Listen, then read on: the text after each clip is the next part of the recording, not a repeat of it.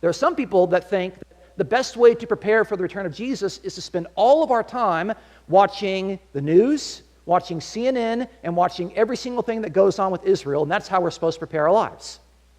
Is that what Jesus is saying about the wise? Were they watching TV?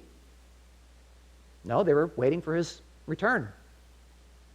Some people think that, well, we need to get these big, massive charts and plot out a big timeline, an end times timeline, and that's how we prepare for the return of Jesus. Is that what he's saying here? Is he saying that whenever you see certain events, you can count off and tick off either 7 years or 3.5 years down to the day? That's not what he's saying here. He just said in verse 13, you don't know the day. You don't know the hour. You don't know. And we'll talk a little bit more about this later.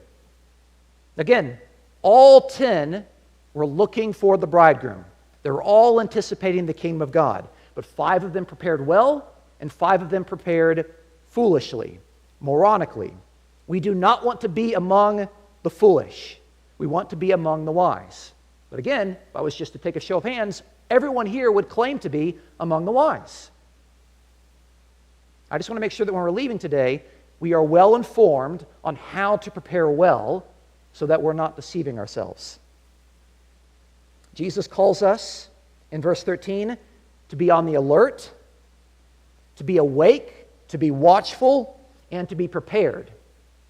Not by making sure we've got our end times chronology figured out in our minds, not by making sure that we have CNN on 24 hours a day, but making sure that we are prepared with our lives, with our obedience, with our faithfulness, with our love, and with our compassion.